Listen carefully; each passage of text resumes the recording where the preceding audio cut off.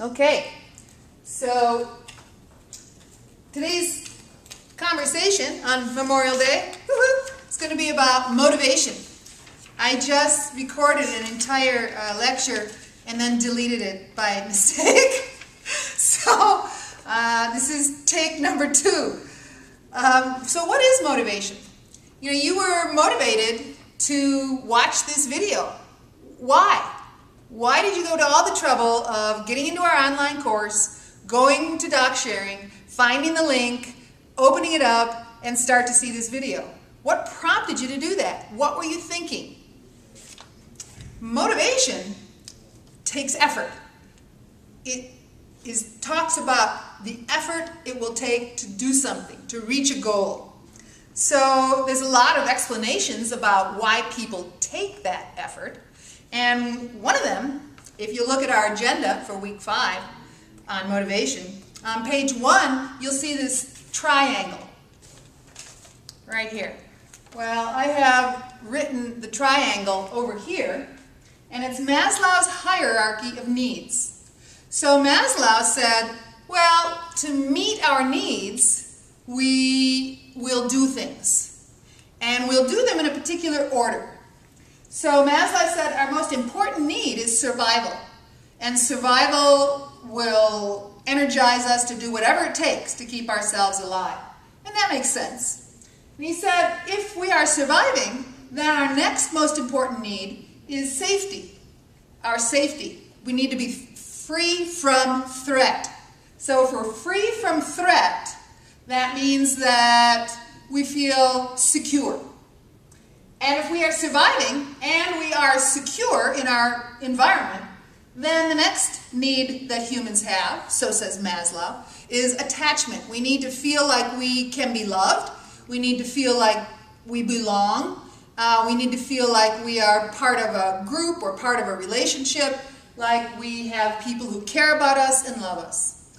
And if we have those 3 needs met, then we can focus on things like self-esteem, which is feeling okay about who we are.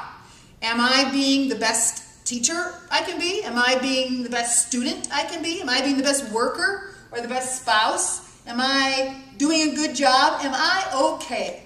So that's self-esteem. The top one, all these things are attended to, and we feel those needs have been met. We have a need, so says Maslow, to be the best that we can be, to be the very best human that we can be during our time on this planet.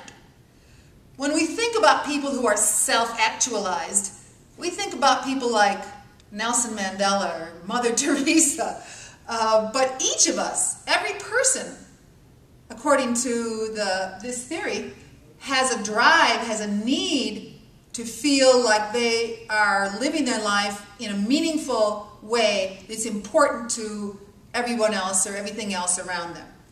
So that's self-actualization. You can take a look down, this theory of motivation put forth by Maslow is from the humanistic point of view of psychology. Maslow was a humanist psychologist. And so if you look down at the bottom of page 1, you'll see that there are some assumptions that people who are managers who work by this theory or who believe in this theory, some assumptions that they make. And their assumptions are as follows. And I want you to think about if you agree with these. Humanists say people want to achieve. They want to do a good job. Humanists say that outcomes or goals improve when we work with other people. And that people, in general, grow, fulfill dreams, and try things out as they move through life. They also say that people enjoy teamwork and friendship and belonging because, of course, those speak to our attachment needs. And they also say that everyone prefers to feel important and feel needed and useful and successful and proud of themselves. Again, those speak to self-esteem needs. And we have a tendency, humans have a tendency, to want to improve things, whether it's our home or our schoolwork or the system of education or your community or the environment or the whole world. We have a deep-seated need to try to make things better. And that is part of this self-actualization drive. They also say that people prefer being productive to being idle. They prefer being appreciated, especially in public. I do happen to know from my stint as a 7th grade teacher that 7th graders don't necessarily like to be appreciated by the teacher in public. So I usually saved my appreciations for when I would stand right next to them and say, hey, great job, perfect, I really like the way you did that. Whereas adults might enjoy, when they're doing a good job at work, might enjoy having their supervisor come by and say, hey, Carlos, great job. You're right on target. I like the way you're doing that. People also, the final one here is that people prefer to be interested than bored. And I can tell you this, that is a huge preference for me.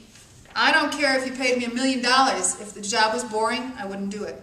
I did 4 hours as a waitress one time and then quit because it was boring. And I did 4 hours as a receptionist one time and quit because it was boring. And that job took me 3 interviews to get, and I quit after 4 hours because it was like, no way I'm going to be that bored. So if you'll take a look on page 2, I ask you, are those assumptions pretty much true for you? Do you agree with those assumptions about human beings? Some you might not agree with, for you particularly. I want you to look again on page 2. There's other theories of motivation. We have instinct, which is a biological set of hardwiring that occurs in humans. And in humans, just imagine curiosity is one of those hardwired things. We are by nature curious. Even a newborn infant is curious about what they can see in their field of vision. They don't have to learn. We don't have to learn to be curious.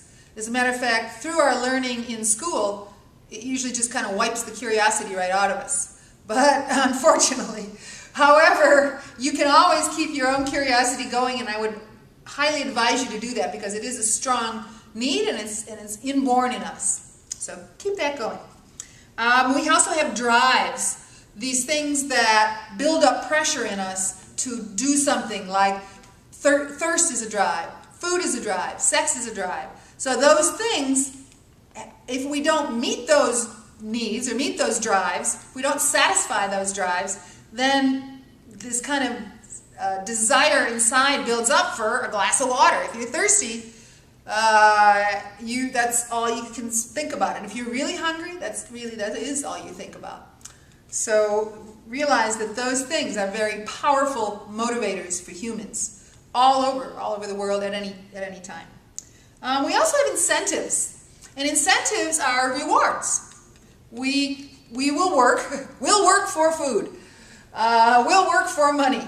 So we have incentives that reward us that will increase our motivation.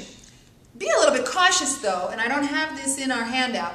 Be a little cautious because there's a lot of research that shows us that if you're doing something that is intrinsically motivating, that is, it's already rewarding to you in and of itself, the activity, if you get rewarded for it, your motivation to do that activity will actually decrease.